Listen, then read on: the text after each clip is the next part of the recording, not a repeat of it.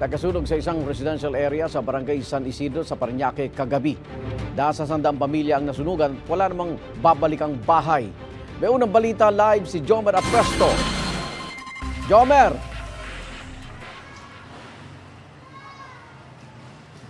Iga, narito ako sa covered court ng Barangay San Isidro sa Parañaque City.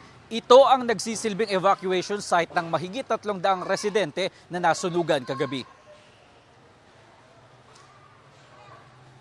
Sa drone video na ito, kita ang lawak ng sunog sa Barangay San Isidro, Parañaque City. Ayon sa Bureau of Fire Protection, nagsimula ang sunog pasado alas 7:30 kagabi. Well, pagdating talagang sobrang laki pa ng apoy. Yung alarma, tinaas pa. Sa operations natin, mahirap lang talaga pasukin kasi sobrang sikip, dikit-dikit, tsaka halong concrete, light materials yung klase ng nasusunog na bahay. Pahirapan umano ang pagpasok ng mga bumbero dahil sa masikip sa lugar. 2 fire volunteer ang nasugatan sa kamay. Tumagal na mahigit 5 oras ang sunog bago naapula dakong 1:00 ng madaling araw. Ang 25 anyos na si John Carlo galing sa trabaho at napasugod sa bahay ng tatay matapos mabalitaan ang nangyari.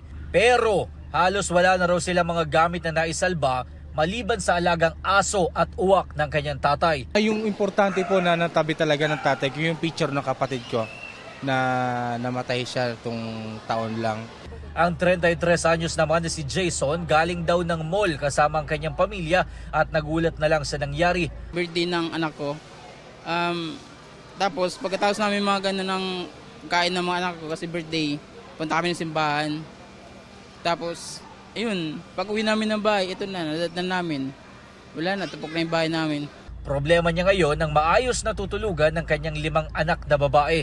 Ayon sa barangay, aabot sa halos 100 pamilya o katumbas ng mahigit 300 individual ang nawala ng tirahan.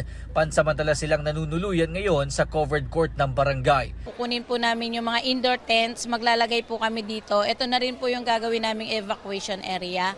And nagpe-prepare na rin po ng foods ang ating pong mga sila kapitan. Ay naman sa BFP, maswerte na agad na nakontain ng sunog at hindi na ito kumalat patawid ng mga bahay na sakop na ng Las Piñas City. Sa ngayon ay patuloy pa na inaalam ng otoridad kung magkano ang halaga ng mga napinsalang ari-arian at kung ano ang pinagmulan ng apoy. Igan, pangunahing kailangan ng mga apektadong residente dito ay malilinis na damit, lalo na ang mga underwear. Karamihan kasi sa kanila rito ay walang mga gamit na naisalba. At yan ang unang balita mula dito sa Parañaque. Ako po si Jomer Apresto para sa GMA Integrated News. Igan, mauna ka sa mga balita. Mag-subscribe sa GMA Integrated News sa YouTube. Sa mga kapuso abroad, subaybayan nyo kami sa GMA Pinoy TV at sa www.gmanews.tv.